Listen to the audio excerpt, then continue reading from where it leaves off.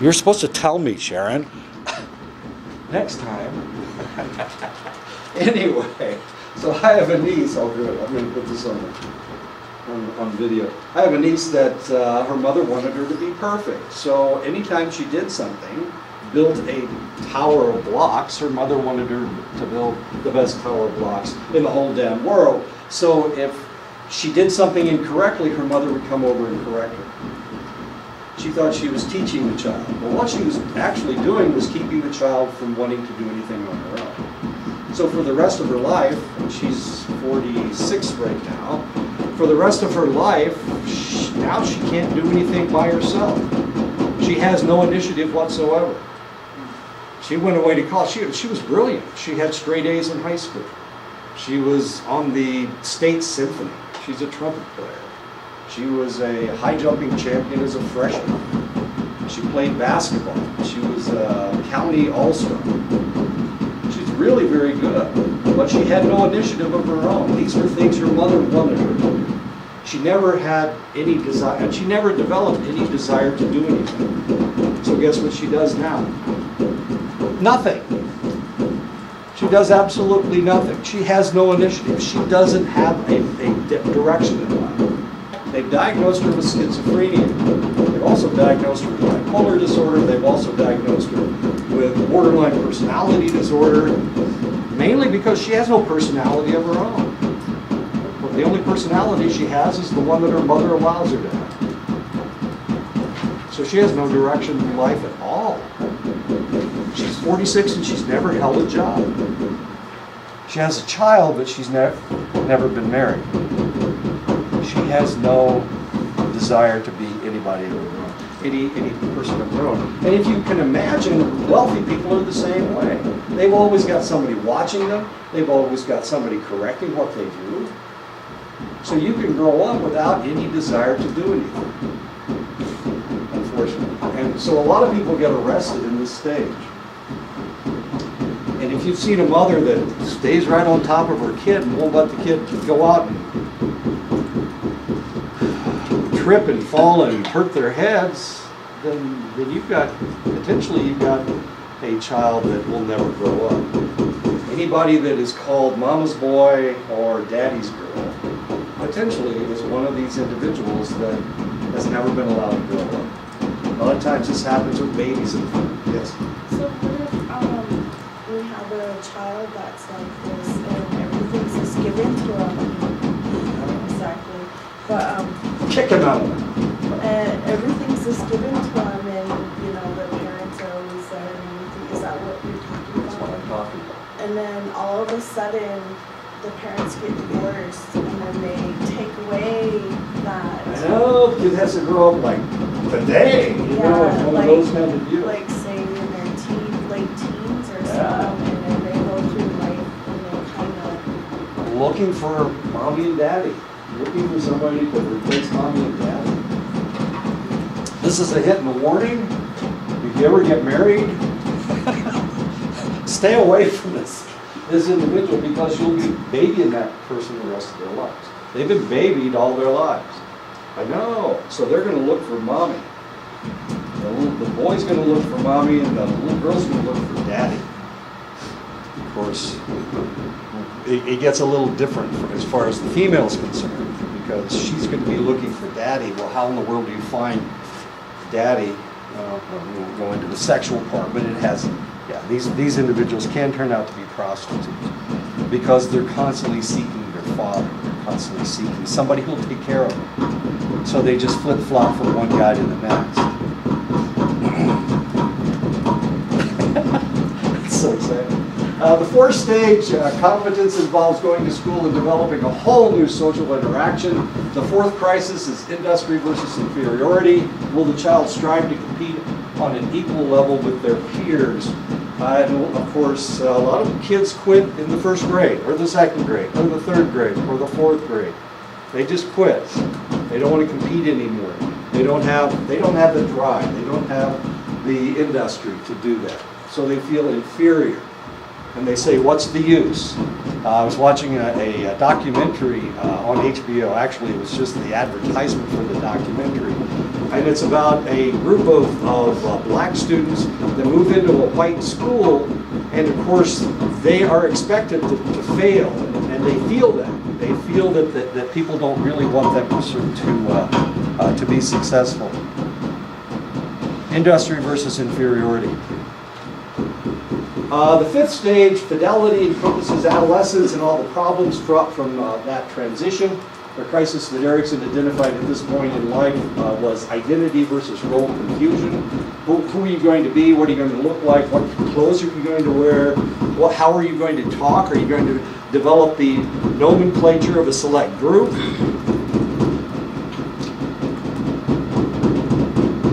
And of course, what you're trying to do is decide who you're going to be for the rest of your life. What am I going to be as an adult? People identify with a lot of really interesting things. A lot of people identify with Harley Davidson, with the motorcycle company. They take on that whole persona. They want to be a motorcycle person, I guess. So they wear Harley Davidson clothes, as curious as that is. You can see old Deadheads. Deadheads, the Grateful Dead. The Grateful Dead, of course, were a band from the 60s, 70s, and 80s. Actually, they played until Jerry Garcia died. They're still playing, actually.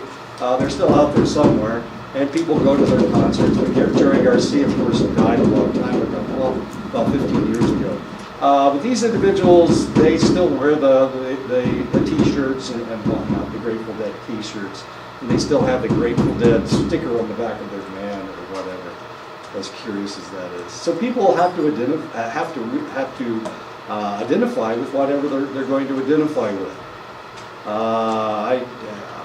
There is an identity that I have accepted, and that is the identity of an athlete. I was an athlete in high school. I was an athlete in college. I was an athlete in the Air Force, as strange as that may seem.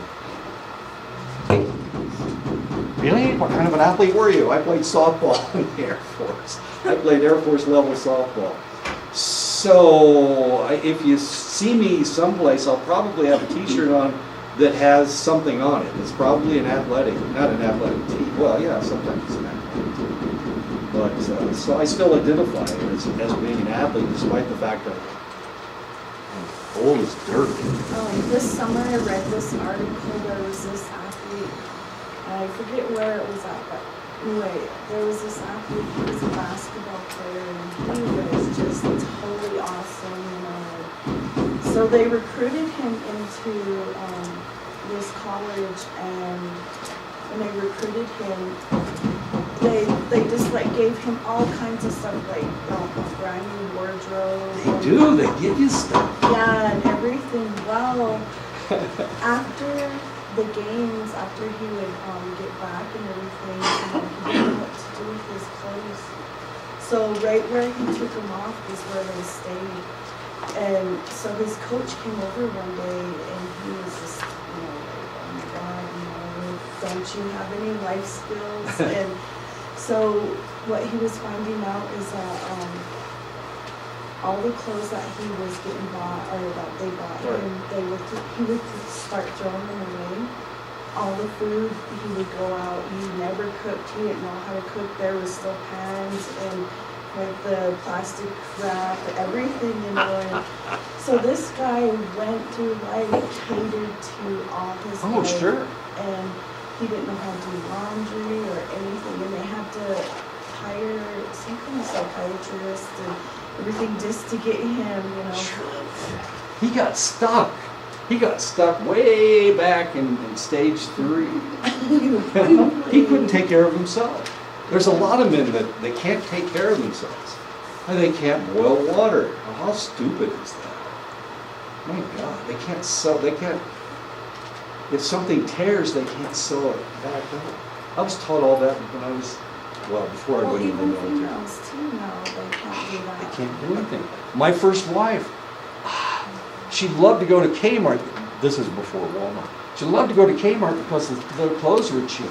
And she'd wear them until they wore out, and then instead of repairing them, if she lost a button, she'd throw the blouse away. I'm thinking, All you have to do is sew the button back on and you've got a perfectly good blouse. But no, she didn't do that kind of stuff. She bought cheap clothes, and then if anything happened to them, she threw them away. As stupid as that is. So what happened with my kids? Same thing. If something tore, she either put it on messed up or she threw it away. And we had to buy new stuff. It was nuts. And this is, of course, was before paper diapers. Yeah, it's right when they developed paper diapers. She loved paper diapers. She didn't want to wash. She hated washing diapers. She hated it. And folding them. Then you had to fold them. Then you had to. I know you had to use a pin to get them to stay on. And now, of course, paper diapers. You're also spoiled. Spoiled. It's sad, isn't it? Anyway, okay. So people will get arrested at a certain stage. Here's another reality for you. When somebody starts drinking, their brain stops developing. When somebody starts smoking pot, their brain stops developing. So if you start smoking pot at age 9, guess what happens to your brain? Guess how old your brain is? Guess how far developed your brain is, even at 45 or 50. Age 9, it's the way the world works. It's the way the brain works. It never develops after that. If you stop, it will start developing again. And this is one of the reasons why if you see somebody that started drinking at age 12, 13, or 14, they still seem to have the mindset of a 12, 13, or 14-year-old. Even if they're in their 50s, even if they're in their 60s. That's just the way it works. Your brain stops developing. That alcohol will stop the development of your brain. So we got a real serious problem here, don't we? I mean, some families don't really raise their kids very well, and they get stuck in some of these life stages. At the same time, we may have somebody that started drinking at 13 and now their brain is still in that stupid fart stage where they think farts are funny. I know. And they watch those stupid Seth Rogen movies where, it's all scatological humor and they think it's funny.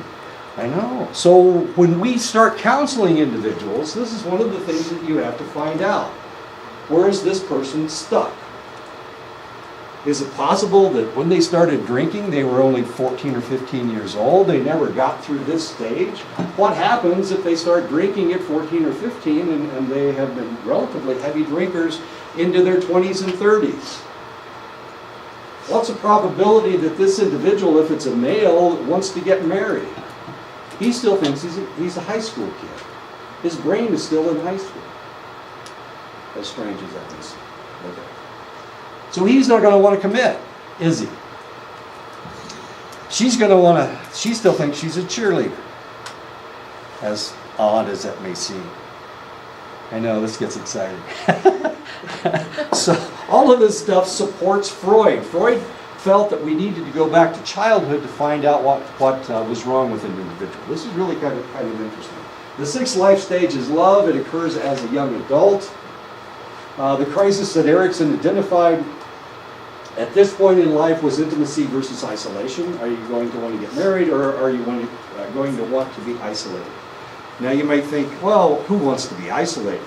But the reality was, if you look back at the era that Erikson was talking about, the 1920s, the 1930s, when he first developed his theory, one of the things that was happening in Europe there were a lot of men that wanted just to go to men's clubs. They just wanted to be around men. Women were too confusing. Women were too much trouble. So they wanted to remain a bachelor all their lives. And if you watch an old movie from the 30s, the 20s or 30s, or about the 20s or 30s, you'll find men that want to be bachelors all their lives. They never want to get married. So intimacy versus isolation is very real. Not everybody wants to go out and make a lot of babies. Some people just want to be by themselves for the rest of their lives. And you potentially have met people like this. So the question that you ask yourself in the sixth stage is, will I pair bond and have children or remain alone? And of course, somebody like me, I've been married 3 times, so obviously I want a pair bond. Obviously I'm a pair bond. And next year is my 40th wedding anniversary. My wife and I are thinking of taking a cruise to Hawaii. I know, to Hawaii. We'll see. I can't swim, so I really don't like being on boats. So we'll see what happens. She wants to take a cruise. She can swim like a fish. Did you read about the lady that fell overboard on one of those cruise ships and she treaded water for 10 hours and they turned around and came back? It took them 10 hours to come back. And she treaded water for 10 hours. Can you imagine? I can't tread water at all. I'm a sinker. I'm like, I've got lead somewhere in my body that just takes me right down to the bottom. The 7th stage is when you're working. That's well, probably where most of you are right now. The 7th life stage is care. It involves getting older and runs through the heart of the individual's working years to retirement. This is where I am right here at retirement. The federal government says I have to retire next year. No, the federal government says I have to retire at age 70. I'm 68 right now. I'll be 69 in October. So they say that they'll start paying me Social Security at age 70. The crisis involved is generativity versus stagnation. Will you help people? Will you try to build people up? Will you try to will you be a used car salesman trying to screw everybody all the time, or will you try to help people? That's the question that is asked at this stage. The last stage in life is just before you die. Well, kind of. The last stage has to do with wisdom, looking back on your life. It deals with your declining years and ends with death. The crisis the individual faces at this stage in life involves a life well lived or a life wasted, and the crisis is integrity versus despair. Did you take care of people? Did you help people? Or were you just one of those people that were alive? Integrity versus despair. What stage is it that a man goes through depression and his midlife crisis? Which one would that be? Well, that's... Remember that stage 6 where you decide to be intimate? Okay. So men are a little bit different than women. Women go through menopause. At that stage, they are no longer reproductive. Males stay reproductive all their lives. So the midlife crisis usually has to do with interaction between a husband and a wife. And the wife has ceased to become reproductive, and he still is. So his biological clock is still cranking along. So that's why he has that problem. This has really never been identified. I know. We don't talk about this because, well, we don't talk about sex, do we? Ever. Except Freud did, but we try not to talk about sex. So the midlife crisis has to do with this conflict going on between the reproductive male and the no longer reproductive female. And the question is, how will they handle that crisis? In a lot of instances, in the old days, when wealthy men had mistresses, they would just find a mistress, and they would maintain their wives, and they would start having mistresses and potentially reproducing with the mistress. So kind of like with the Indians back in the day, when they would like to get old, she would just become like the TV cleaner or the cooker. Yeah. Then he would get a new wife. He'd get a new wife. Yeah. So that's probably why they had a bunch of wives. Yeah, they had. Yeah. Well, depending on what group we're talking about. Yeah. 4 was like the maximum number. How many buffalo can you kill is the question. Can you kill enough buffalo to maintain 4 wives? That was the question. Okay. Different rates of physical development and social pressures influence life stage decisions. We don't all go through the same life stages. The reality is that we all have an expiration date, and it is established by genetics. So your genes will tell you how long you're going to live. You potentially may feel it as you get older. You may feel it. People slow down. Things wear out. That's what's happened with my wife. Both of her hips wore out, and she's only 66. Is that right? Wait a minute. She's born in 51. She'll be 67 in November. Okay. Yeah. She's only 67. And her hips have worn out. Well, now you can replace hips, so she can live a lot longer, right? Is that the way it works? In the old days, once your hips give out, you become sedentary, you can't move anymore, and you die within a couple of years. That's the way it works. So potentially, genetically, she would have died in her early 70s, probably. That's just the way it works. Here I am, I'm older than she is, and I still take the stairs. None of you guys take the stairs. I take the stairs. So I walk all the way up here with all this heavy equipment. My goodness gracious. So my expiration date is probably a little bit longer than hers is. And we realized this about 20 years ago. So we started planning for her to die before I died. Is that just like genetics or something? Like that? Yeah, it's genetics. It's genetics. Her family dies young. Yeah. Her family. One time I went to like an open gym in Phoenix and we were playing, and here there's this like old dude. He's like 75 years old, And here he's popping off three. Yeah, fingers. But if he counts it, I came back 2 weeks later and I got him back. Oh, you good. But he was like older. I was all like, Slam the ball back into his face. Good for you. He was like all like buff and like I was all like, dang. There's something wrong with you. Yeah, it kind of freaked me out. Sure.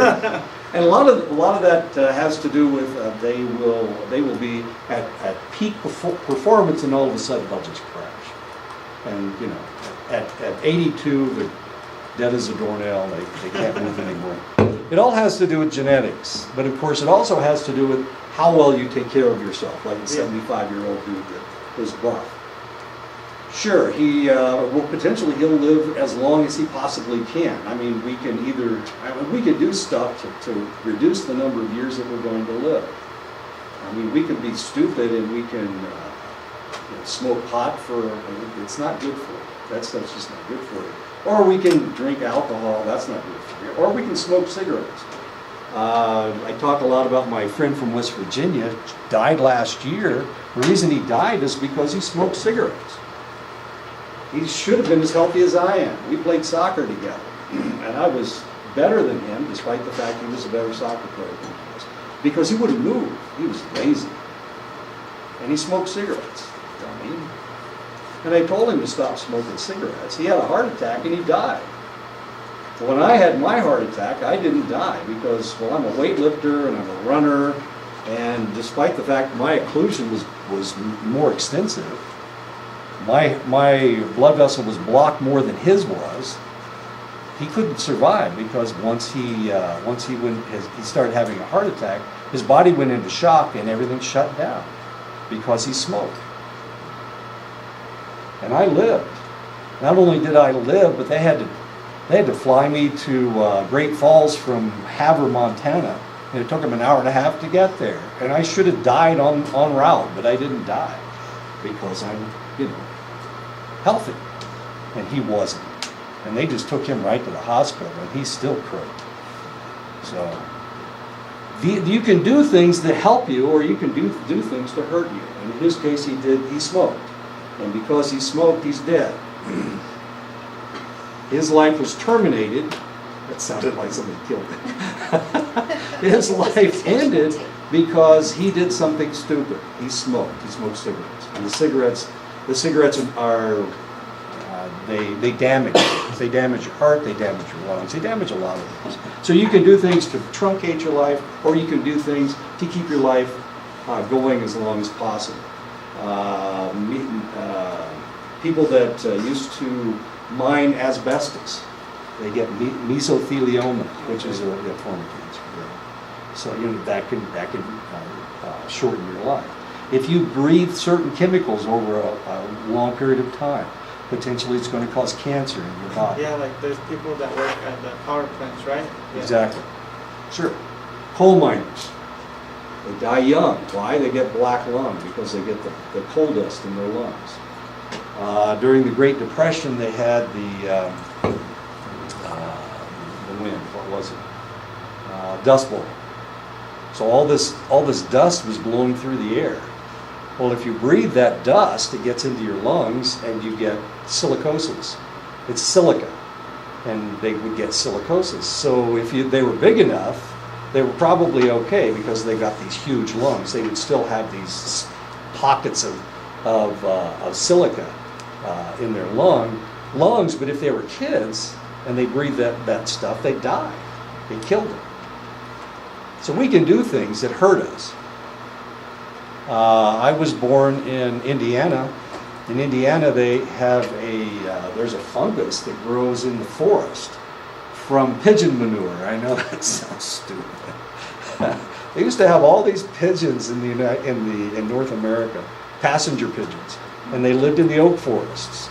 And so then of course they defecated on the wherever they wanted to, and it got on the floor of the forests. And those are the forests that we moved into, and now I have that fungus in my lungs because I'm from Indiana, and they had that damn. It's the same one that gets in cat manure. It's really kind of strange. Anyway, it's a fungus. So I've got spots on my lungs from this fungus because of where I was born. Potentially wherever you are and whatever environment you live in, something has done something to you. If you live in the San Joaquin Valley of California, they've got another fungus that grows there, and it gets into people's lungs, and it shortens their lives. But my family lives into their 90s. We've had a couple people live into their 100s. So that's my plan. I'm going to live to be in my 90s, probably, potentially. But things have happened to me. I lost a spleen in a soccer game in 1985. So I don't have a spleen. Well, that's part of your immune system. Does that mean I'm going to die young? Well, I'm already old, so that's not going to happen. So a lot of things happen to people. You go through life and things happen. You know, shit happens. To coin a phrase. So we're going to live as long as we're going to live. So you need to look at your family and try to determine how long you're going to go. I have a question. Like Sure. with my grandpa, my great grandpa, my grandpa, they all died really young because of heart attacks. Uh-huh. And my grandpa, he smoked the cigarettes and Camel milk filters. You bet. So he had like 3 or 4 strokes before he had his massive heart attack. And he lived to be 69 or 70. Well, my dad's 70. Each one of these men, their names are John Brown. Oh no, same name. So my dad's name is John Brown, and this is true. You know, my dad has smoked cigarettes almost all his life. Not but always he quit. smoked. But he quit. And Good for him. he doesn't smoke cigarettes anymore. Good. But he smokes marijuana. Yeah, I know. Yeah, and he'll smoke marijuana till the day he dies. He will. Yeah, he They'll will. smoke it until the day he dies. Yeah, him and his wife. And now, because he's got the what do you call it, the veteran. PTSD? Well, he's got PTSD, but he's got the veteran health care or Sure. whatever. And he's like 100% disabled. So he gets medical marijuana. Sure. And I don't know, but I mean, can that still cause him to have? Yeah, it's got, even marijuana has a lot of tars and nicotine's in it as well. It doesn't actually have nicotine, but it's got lots and lots of stuff in it. Yeah, it's pretty good. So he's going to die, but he's going to die happy. Yeah. Yes, ma'am. This brings the question, all the new derivatives and this, that, and the other that they're doing with the marijuana now, is that going to have the same effect as smoking it? Oh, sure. Yeah. Oh, you bet. Isn't that great? It's still gonna screw up your head. I'm gonna tell her that. What if you eat it though? What what are you Well, I eating? mean- Are you eating I the mean- THC or are you eating the Like, CBD? because I know there's Yeah. Smucker bars and, Sure. you know, there's like gummy bears Sure, and of all course. of that stuff, Edibles. you know? You bet. Yeah, edibles. It can, yeah. Well, it's not gonna do, Never it's not mind. gonna do the same number on your lungs, it's gonna do the same thing to your brain. So, Look, any medication you take, I take blood pressure medicine because I had a heart attack. That could potentially, you know, shorten my life. Anything will. I take aspirin.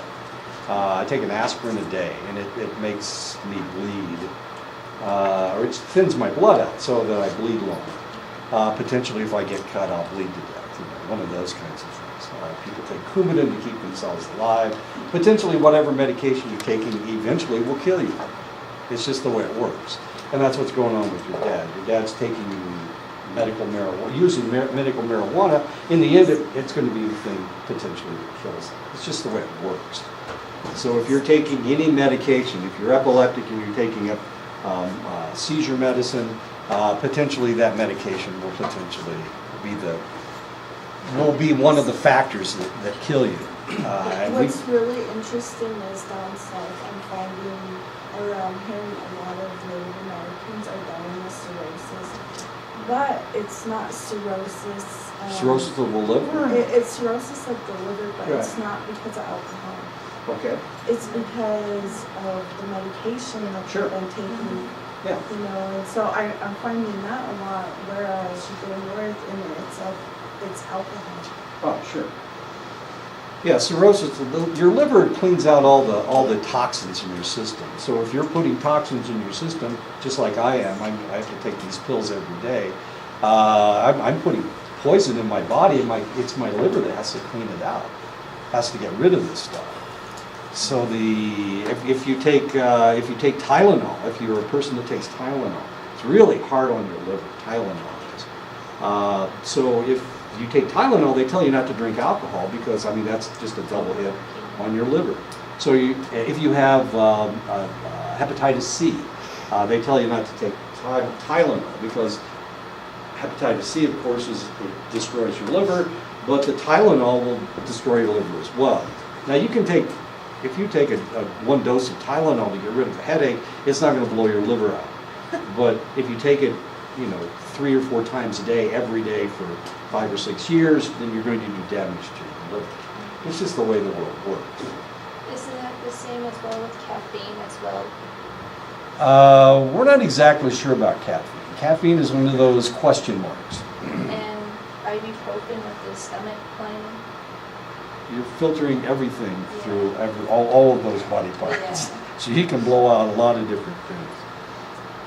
I know, so we just have to think about these things, Just have to think about it. If you take a medication, that medication is potentially a toxin. It has to be a toxin. If it's not a toxin, it wouldn't work. Yes. So why are we putting all these chemicals in our body and basically committing suicide?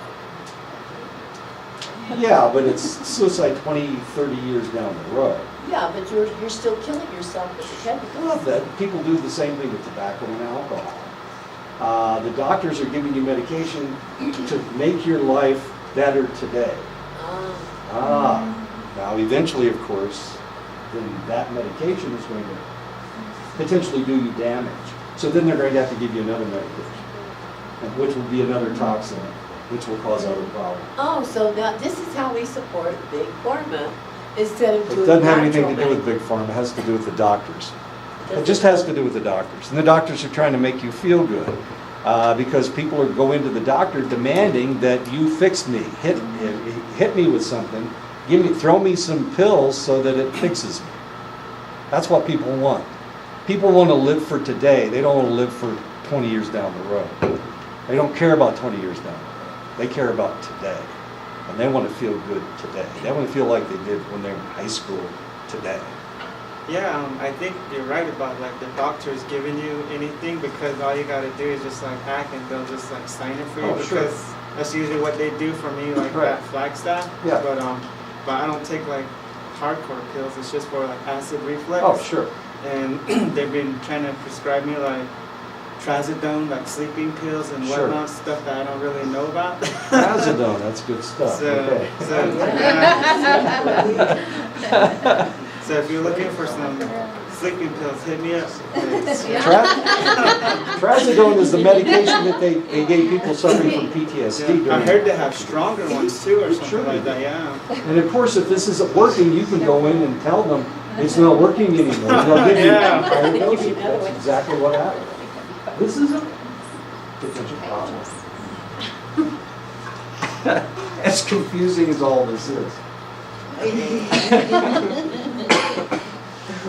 Others may delay getting into adulthood because life situations have not forced them through identity versus identity confusion. Those individuals that are living with their mommy into their 30s and 40s, and they never have to grow up. This is something that happens with select individuals.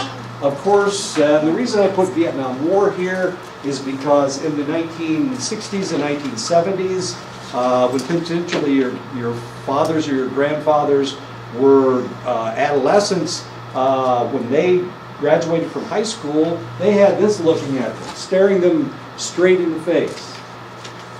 Because people were being drafted off the streets. Everybody was being drafted. 8 million men went to Vietnam. 14 million men served during the Vietnam War. And a lot of them were drafted. So you grew up really, really, really fast. And if you didn't grow up, you died. So in that kind of a situation, if you've been taken care of by your mommy all your life, and you get into a situation where mommy ain't around no more, and it's your sergeant, and he's screaming at you to hit the dirt, and you want your mommy, guess who dies? It's the guy that stands up. He's the easiest target. Anyway, so this happened Was during... John McCain a Vietnam veteran? Oh yeah, he was a pilot. He was captured. He was shot down over Hanoi, and he was a prisoner of war for 5.5 years in Hanoi Hilton. And no, they tortured him. President. They broke his shoulders. I don't know if you ever watched him giving a speech, but he couldn't lift his arms higher than this. It's because they hyperextended his shoulders, and they messed his shoulders up. Yeah. I know, war hero, kind of. I don't know.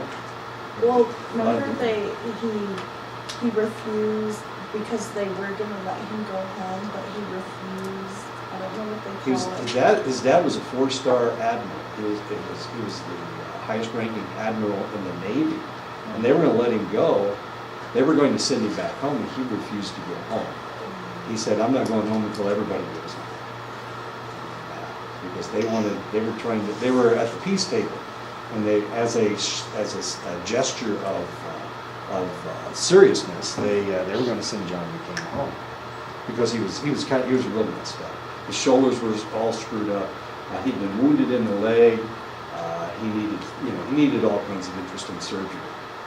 So, but he refused to come home, despite the fact they were still torturing him. Of course, by that time, I mean, he'd been in there for 5.5 years. By that time, he didn't have any information that would have helped them at all. What they wanted him to do was flip. They wanted him to admit that the war was wrong, that kind of stuff. Anyway, so Vietnam War, of course, that forced you to grow up, and a lot of the individuals that went over there were still kids. They drafted them right out of high school, so there were a lot of people that went over there at 18 and 19 years old. My brother graduated from high school in June of 1969. His number was 1. They had draft numbers.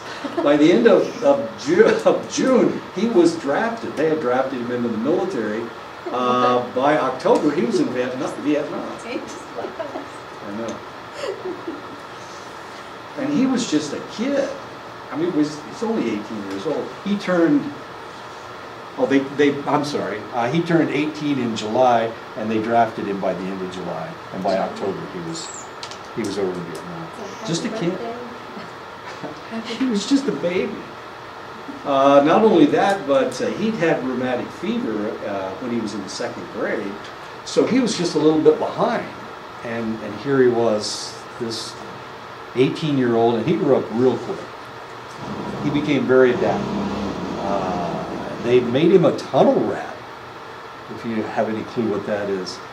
Vietnamese are a little bitty, they're not very big, okay? They weigh about 100 to 120 pounds. They're not very tall, they're really skinny. And they would dig these tunnels.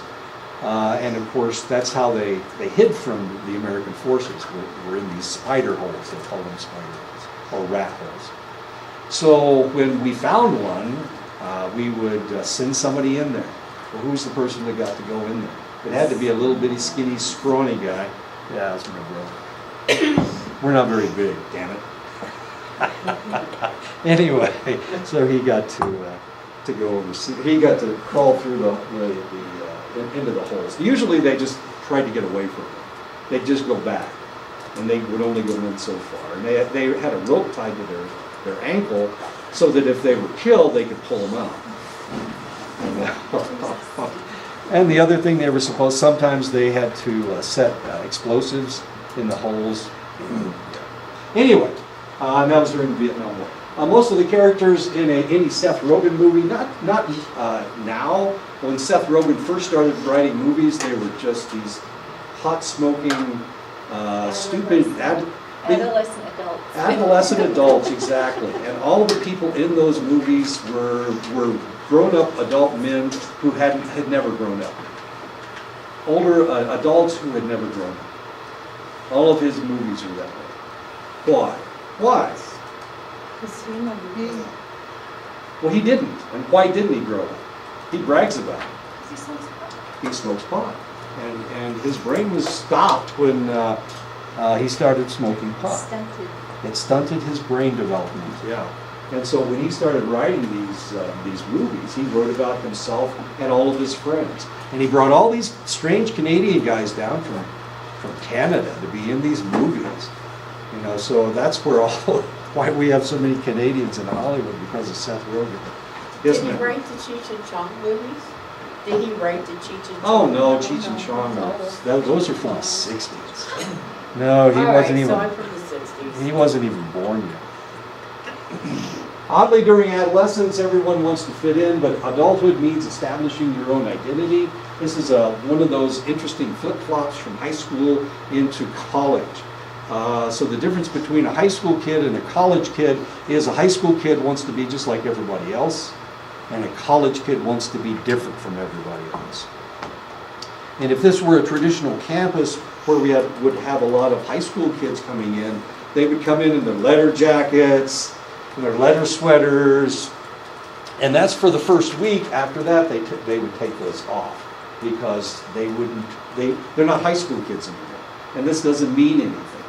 In college, it's a completely different ballgame. So they would have to grow up, and that's one of the real positive things about college, is that it forces you to grow up. It forces you into an adult environment. Before, you're not in an adult environment. In high school, you can't talk about sex. You can't talk. They can't swear in class. You know, all of this stuff takes place in high school. But all of those strictures are off as far as college is concerned. They're trying to teach you how to be an adult. And that's what college is all about. Traditional college. Of course, this is a little bit different situation. Okay. Wow, I'm taking a lot of time not to say anything. I apologize for this picture. This is a god. This is a goddess, and these are gods fighting over. Of course, gods don't wear clothes. Practitioners help clients deal with challenges of life stages. Not everyone passes through or is allowed to pass through the life stages at the same rate. Some people are assisted through the life stages by their parents. Other individuals are arrested in life stages by their families. So families can really screw you up. So a lot of times what you're going to be dealing with as a practitioner, as a counselor, is what happened to this individual during their childhood. Now that sounds very Freudian, and it is. It's very Freudian. So the reality is that we have all these Rogerians, we have the CBD, we have the cognitive behavioral therapy, CBT, I'm sorry, CBT. We have all of these different types of therapy, but you get somebody in therapy and usually you've got to fix something that happened to them when they were a kid. They have really skewed ideas because of what happened to them during their childhood. So a lot of times you're fixing a problem of the past. My son has been to therapy, and the reason he went to therapy, remember I told you, well, I don't know if I told you this, his mother left when he was 9 months old. He was still breastfeeding, and he felt abandoned. And he's felt abandoned all of his life. I took care of him. I got remarried a couple times. He never liked his stepmother. Never liked anybody. Anyway, but I was always there. But I wasn't enough. He needed a mother. And it was really tough for him. Remember I told you he had that whole stack of telephone numbers. But he didn't trust any of those women. That's why he never called them back. They gave him his telephone. He had some lady had written her telephone number on one of those Kotex things. Who does that? Anyway. But he didn't trust anybody. I mean, otherwise, my goodness, who knows who he would have become. He would have probably been married 5 or 6 times. But he's never been married at all. And he's been engaged to this lady for like 5 years. I feel so sorry for her. He won't.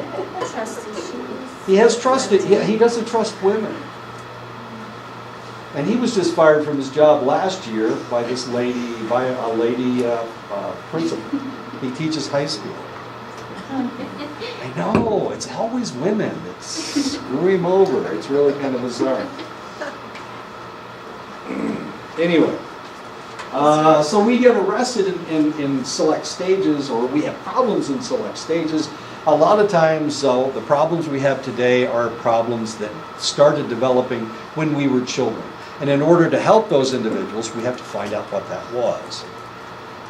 A lot of times, all we have to do is get them to think about it. If they start thinking about it, then they can take care of the problem themselves. They don't realize that mom leaving when I was 9 months old is a problem that is causing me trouble today. And sometimes all we have to do is talk about what happened when he was 9 months old. And now all of a sudden, as an adult, he's able to fix it without any problem. But as a child, you don't really deal with these problems maturely or logically. Does that make sense?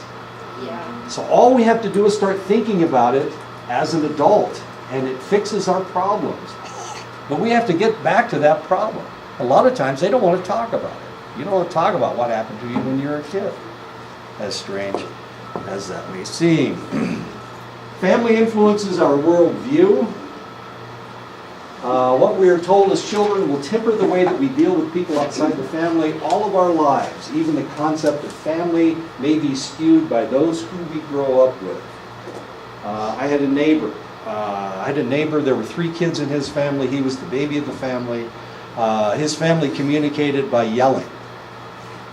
They yelled at each other. They never talked normally. It's like everybody was in another room and they were screaming at each other, but they would be in the same room. When I went over to their house, I never talked. They thought I was mute. Because I couldn't talk that loud and nobody would hear what I said. So I rarely talked, except unless somebody asked me a question, I'd answer the question. But I answered it in a normal voice because in my house, nobody yelled. My mom didn't yell. My dad didn't yell. My mom didn't have to yell. She had this edge to her voice, and if you did something stupid, she'd tell you how stupid it was. But she never had to raise her voice. She would do something like call you, you stupid kid, or you little shit. She called me little shit. I know, I thought that was my name. How do people raise, how do they think that's normal that their family? That's just the way the family is, and that's the way the family develops. This family is really kind of interesting because the grandmother was there, and she never raised her voice. But mom and dad yelled at each other all the time. And so there were 2 older siblings, of course, and they developed the same way of communicating. Now the interesting thing is the oldest boy became a judge. Yeah, it was kind of weird. And he never raised his voice in his courtroom. He never had to. Of course, as a judge, everybody listens to. The thing was, they all wanted to be listened to. They all wanted to be listened to, all the children, because everybody's yelling back and forth, and unless you raise your voice, nobody hears you. However, as a judge, everybody listened to what he said. The second child, the middle child, was a phys ed teacher, and she never had to raise her voice. And then the youngest child became a nurse, and of course he never had to raise his voice. As a nurse, he never had to raise his voice. So they all picked professions where they never had to raise their voice, but everybody had to listen to it. Isn't that interesting? Isn't that fascinating? I know. And the baby of the family, he would come down for normalcy. You know, here he is, everybody's yelling back and forth. He would come down to our house. Well, my family, we had 6 kids in my family, and he would want to stay for dinner because he would want to hear normal conversation. And he was fascinated with the things that we talked about. In his family, they were all Democrats. So mom and dad were Democrats, and they were members. They were leaders in the Democratic Party. But at my house, my mom was a Democrat, my dad was a Republican. So they would have debates back and forth. They would talk about Roosevelt and Hoover and all kinds of interesting things, and they'd argue about Nixon and Goldwater and all that stuff. It was really kind of interesting. But at their house, despite the fact that they agreed with each other, they were yelling, they were screaming at each other about politics. And in my house, they were just talking about politics. So he knew what normal was because he would come down to my house to listen to the conversation. So we actually taught him what normal was. But he has never had children. And he didn't get married until he was in his 60s. I know. But he always had girlfriends. But he never impregnated anybody that anybody is aware of. Understanding how we have been affected by our own family helps us recognize these experiences as personal and not assume that the same meanings and experiences are true for others. I had a lot of neighbors. I'd go to a lot of people's houses. I saw a lot of families that were dysfunctional. My family was relatively normal. We didn't really have too many problems. Not a lot of hugging in my family, not a lot of affection. Other than that, it was a fairly normal family. But a lot of my childhood friends, they had dysfunctional families. So I saw what a dysfunctional family was. And I recognized the fact that when I went into this guy's house, I couldn't do this. And when I went into another house, I had to do this. You know, I had a lot of friends, and all of these friends, they taught me what other families were like. And I knew that my family wasn't the only way of doing things. And I learned that. So when I started counseling, I realized, when I started interacting with people, I realized a lot of people had different ideas about life, about things. I went to an elite college, and a lot of my friends were relatively wealthy. Their life trajectory was set for them. Whatever they wanted to do, they were going to be successful because they had the money behind them to go and do anything that they wanted. And I recognized that. But their family life was not good, not always good. A lot of times the reason that they were so adamant about becoming a doctor or a lawyer or a businessman was because they couldn't get any attention from their wealthy mother and father. Especially the fathers, of course, were out working. They were workaholics. The mothers, a lot of times, they were being social butterflies. They were in society, and they didn't have time to spend with their own children. So these individuals were raised by maids and nannies and the help. So any normalcy they had came from not their parents, but their normalcy came from the people that they hired to take care of them. Well, people that you hire to take care of you, they do it for the money. They're there for the bucks. They're not really there because they love you. And that's the one thing that they lack. And a lot of these individuals, when they decided to become reproductive individuals of their own, They didn't understand what love was. They didn't understand what affection was because they'd never had it. As confusing as that is. And I saw all this stuff as I was growing up, or as I was becoming an adult. I saw that my family did things one way, other families did things in a different manner, and even if you were wealthy, a lot of times your life was really not very good. Especially not very good. Those guys were the saddest people I ever met. And of course now we have one of those guys as President of the United States. And what happened over the weekend? John McCain dies, so what does Donald Trump do? So pouty. He ignores it. I mean, you knew he was a hero. Everybody knows he was a hero. And It he- was because he went against him, right? because he voted, he was the vote that that allowed Obamacare to still be out there. And he wanted to overthrow Obamacare. Well, it's kind of a petty reason to not honor somebody when they Yeah. die, right? It was weird, and they talked about it all night last night on the news. It was really kind of interesting. Did it say like John McCain said he doesn't want Trump at his? Yeah, he doesn't want Trump to come to his Yeah. funeral. Obama's going to commit Yeah. to I know, Obama, he was a Democrat, and not only that, he beat him in the He's doing the eulogy or something like that, right? yeah, he's going to do the eulogy. And George W. Bush, who also yeah, defeated yeah. him, is going to do another eulogy in And he's another gonna place. have it like in Arizona and somewhere else too. Like, Arizona, Washington, and Annapolis. Yeah. He was, yeah. And 2 presidents are going to do the eulogies in 2 different places. But Donald Trump is not invited. And he's been saying for months that Donald Trump is not invited to my funeral.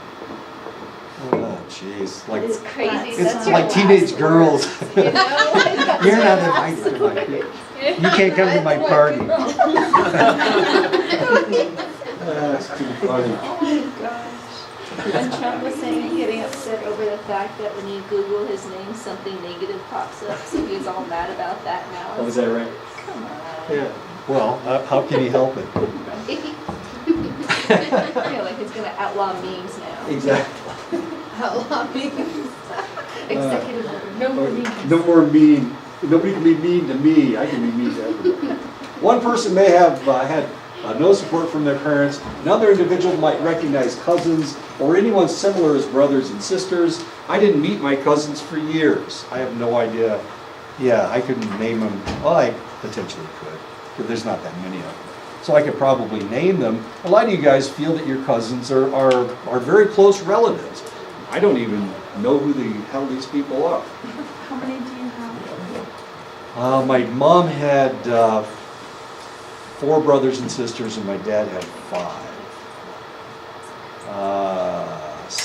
And some of them didn't have kids, so I don't know.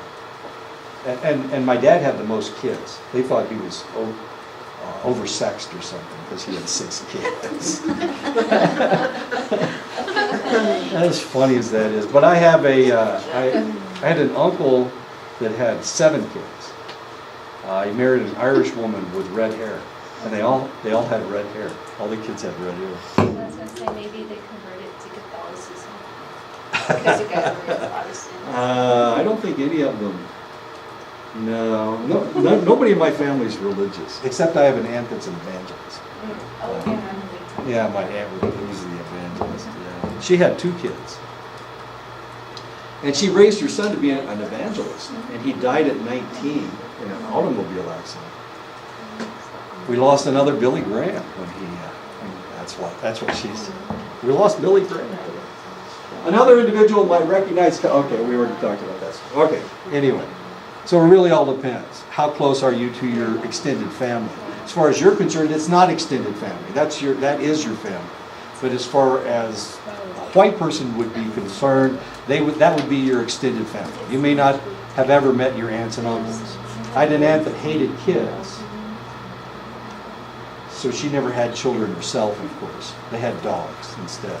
They raised dogs. I know, she hated kids. I met her once. Evidently I met her when I was a baby, and evidently I did something that so irritated her that I never saw her again. She hated me that much. But her husband, who was actually my father's brother. Loved kids, just loved kids, but she wouldn't let him be around kids because she hated him so much. Oh, you recognize the Navajo clan chart. There are a number of groups of people who are referred to as family amongst the traditional Dene. Clans dictate family and extended relationships, and that's really kind of cool because and you as Navajo you should feel sorry for white people because white people's groups are so fragmented. If you think about it, these guys immigrated from their place of origin. They came to the United States, and then they started moving across the North America. And so all of these people are fairly fragmented if you think about it. You can't point to somebody and say, there's my grandpa, there's my great-grandfather, he built this house, that kind of stuff. They're all fragmented because they just continue to move. They have this wanderlust that moved them across the United States. They moved them across the ocean. They came over here for one reason or another. So you should feel sorry for white people. Because our lives are so fragmented. Do you feel sorry for us? Did anybody? No. I didn't think so. Sorry. It was worth a shot. Maybe for you, but Yeah, maybe not for Donald me. Trump. No, not for Donald Trump. You get your arrest pass, just not Trump. Well, the reality is that here my family lives in Indiana, and here I am in Arizona. I'm 3 days away from those people, from my relatives. So if I wanted to visit my brother, I have a brother who lives in South Carolina. That's 4 days away. My wife is 2 days away from me. My grandson is 2 days away from me. I know I'm starting to tear up myself. So the reality is I'm this far away from my family, and you guys are all around with your families. I mean, Thanksgiving, I've got to get on an airplane. It's going to take me all day just to fly there, to find somebody that I'm related to. As sad as that is, I have to go home and get my dogs. Over the holiday, over Labor Day, I have to go home and get my dog. I have to fly to Iowa. Well, I leave Sholo at 8 o'clock in the morning, and I'm not going to get into Moline until like 11 o'clock at night. I know, it takes all day to get there. I'm going to be spending my whole day in Denver at the airport. You guys should feel sorry for me. But what do you guys have to do to find family? You're going to drive two hours just to vote. It only takes you 2 hours to find everybody that you're related to. So you should feel sorry for. Go over the hill. I'll see. We need to stop right here. I'll see you guys next time.